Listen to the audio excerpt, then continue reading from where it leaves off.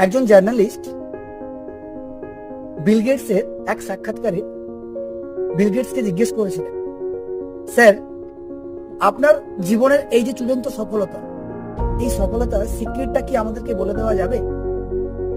Bill Gates তাকে তার pocket থেকে একটা ছোট্ট চেক বের করে ব্ল্যাঙ্ক চেক ছিঁড়ে দিয়ে বললেন, ভাই, তোমার এই গুরুত্বপূর্ণ প্রশ্নের জন্য থ্যাংক ইউ। তোমার যতখানি অ্যামাউন্ট প্রয়োজন হয় এই ব্ল্যাঙ্ক চেকে সাইন করে তুমি নিয়ে নাও। জার্নালিস্ট তো হতবাক, বললেন, স্যার, এটা কি ধরনের প্রশ্ন? বলছে, এই তো, তুমি ব্ল্যাঙ্ক চেকটা নিতে চাইলে না।